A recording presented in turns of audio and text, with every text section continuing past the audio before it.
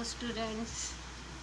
Today we are going to complete our second unit, in which earlier in the last lecture we have seen the examination system, the part of examination system, importance of examination system, and how it is conducted in any educational institution, university, colleges, and everywhere. So examination system and the objectives of examination system, that is for the overall development of students, how much they have acquired from the teaching and learning process, and what is the impact of their knowledge on problems resolution.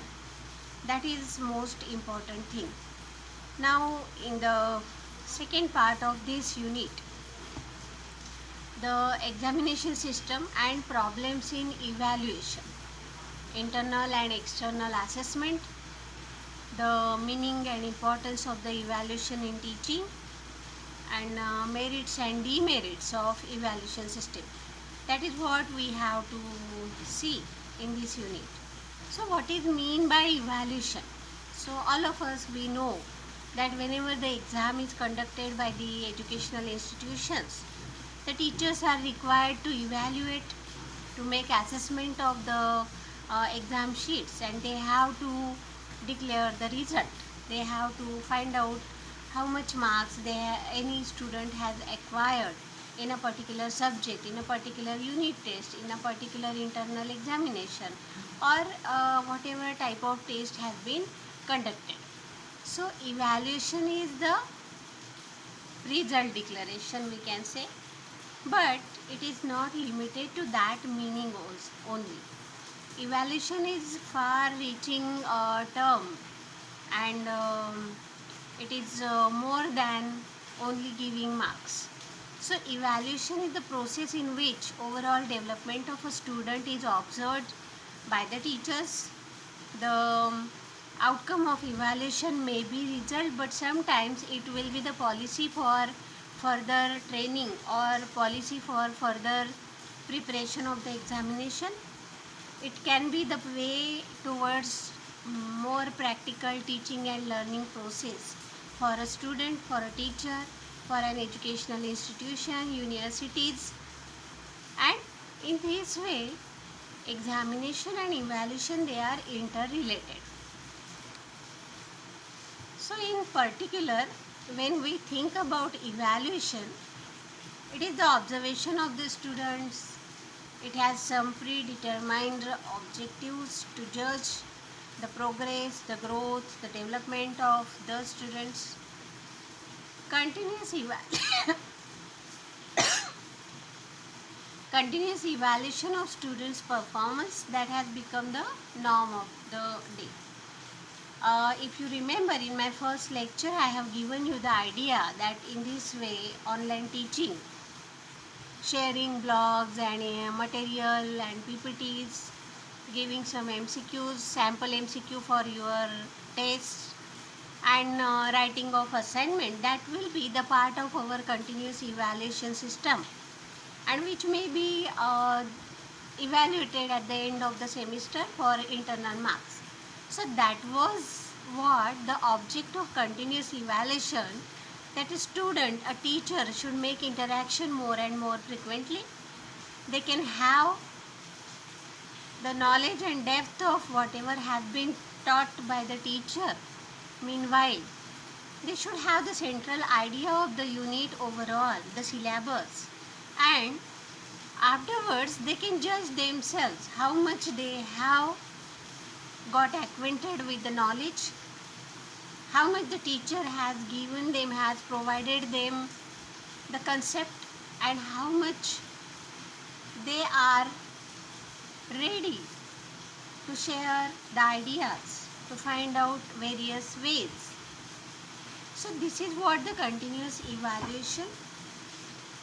So evaluation is the fundamental principle of constructive alignment, because here the teacher and students, they have one relationship, that the teacher can judge, the teacher can um, find out, he can identify the strong points in his students and as well as the weaker section of the student. So evaluation is a systematic process of determining the extent to which the educational objectives are achieved by the students. It is a standard process and it excludes the informal, unceremonious or unstrained observation of the students. The objectives, the goal of education have to be identified in advance for the progress of the student.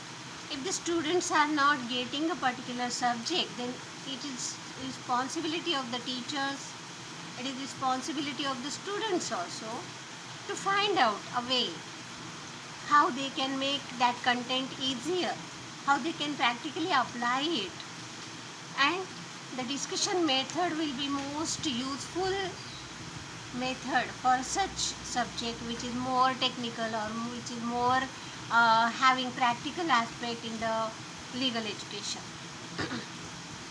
So with the predetermined objectives, it is simple to judge the progress, the growth, the development of the student. So evaluation is not always the end of the course.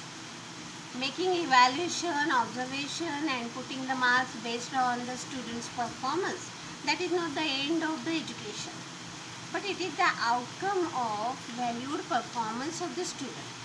So in this way, a teacher can easily identify whether the students are getting the knowledge, whether they are having that capability to grasp the knowledge generated by the student, generated by the teacher, generated by the colleagues or the classmates.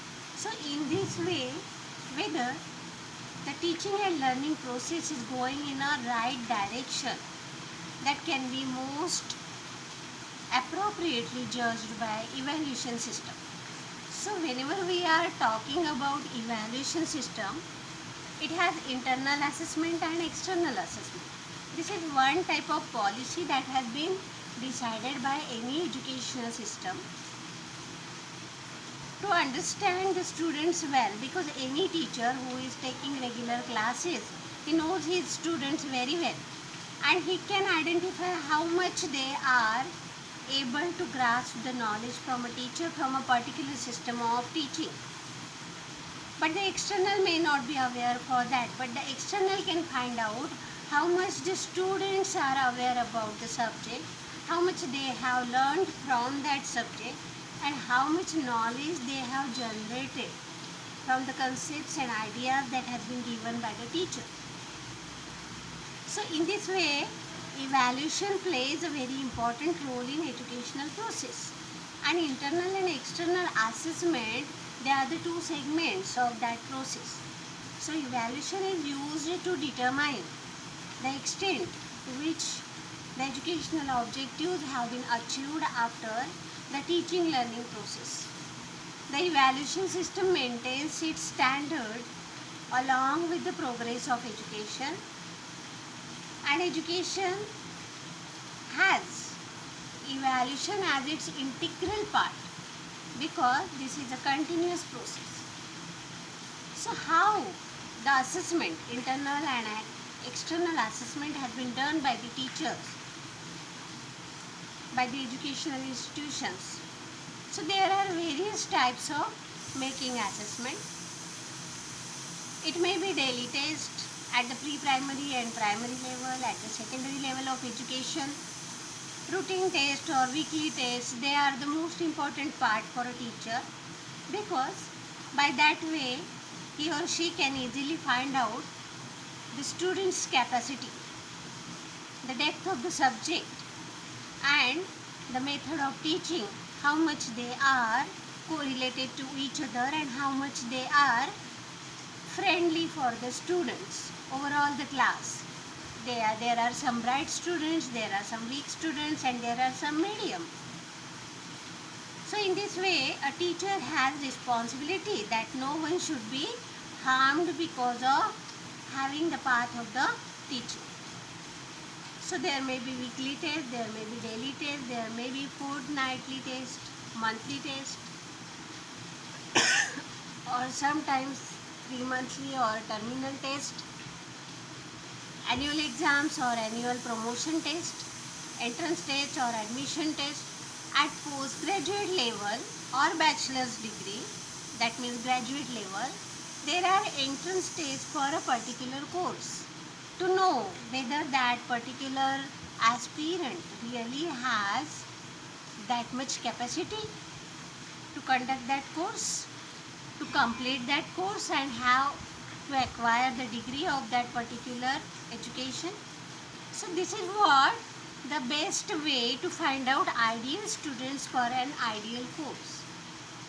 Today, the education, higher education, particularly higher education, has become too much expensive. At that time, such entrance tests are a boon for the students also, parents also, and the educational institutions also. So, the weaker students will not waste their money, their time, and they can find out good vocational training, such suitable course for them, and they can also achieve the knowledge. So the objectives of external and internal assessment is to evaluate the mental nourishment of the student, to estimate the student's educational progress, speed of achieving the ability of learning. Internal assessment that creates the competing environment which make the pleasant effect over the educational achievements. Students and teachers both know the status of each student and they can find out how much they are strong or weak in a particular subject and how much they are required to make more practice to achieve the expertise in a particular subject. Whether the method of teaching is well or not for a particular group, and in this way a teacher can also make different strategy. He can find out various policies for teaching for a particular group of the students.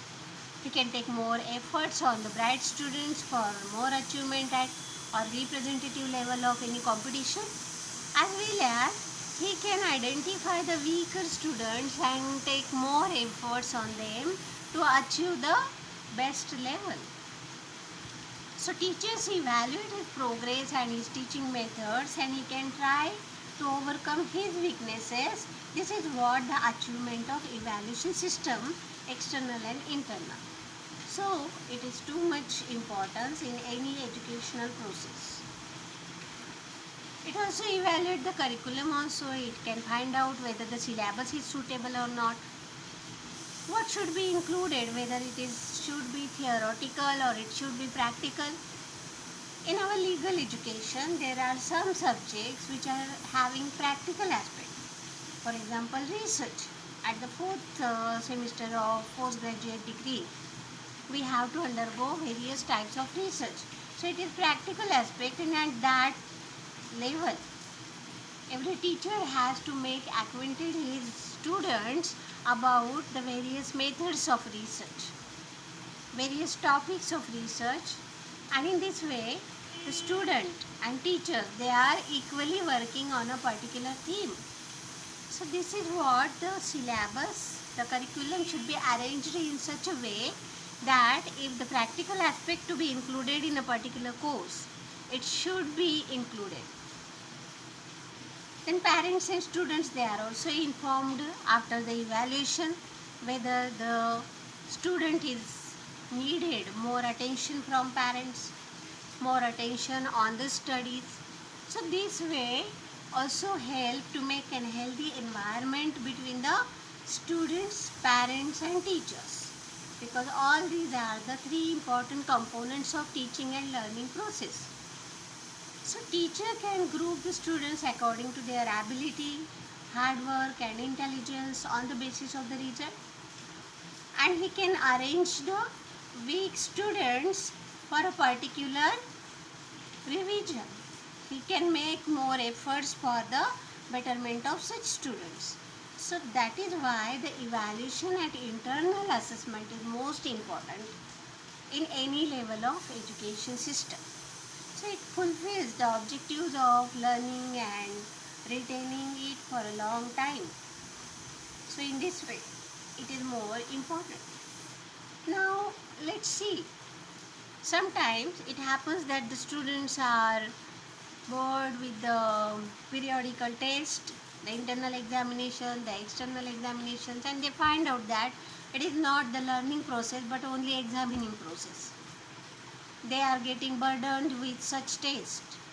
So whether the evaluation system, the examination system, is it necessary? Whether it is a necessary part of any educational policy? There are pros and cons. There are merits and demerits also. So every system, every coin has two sides. Here also, the evaluation system is beneficial for some part, while evaluation system may not be much beneficial or it may be changed for some part. So here, evaluation is important as well as it provides for measuring the growth and development of the students, the effectiveness of the teachers, and the requirement of teaching learning process. The teaching for successful learning requires effective system for identifying the obstacles in teaching learning process. The continuous process of evaluation serves a number of purposes in education at various levels of education. The students are gradually trained to face the tests and exams so they can rectify their own lacking and they can improve themselves by more hard study. So this is what the evaluation system has their own prospective merits. So teacher can know whether a student has developed a certain ability or not. Teacher and student can know the progress of his teaching, learning, and the course, the curriculum. Then grading and giving ranks and classifying, comparing, making competitions, debates, that is the accurate system to find out effective evaluation in an educational system. It is also used for certifying the completion of a course. That is expected that after completing such evaluation, students are required to get the statement of marks, degree or diploma, whatever it may be. So that certificate of statements of marks gives that he has achieved that much ability after learning the course.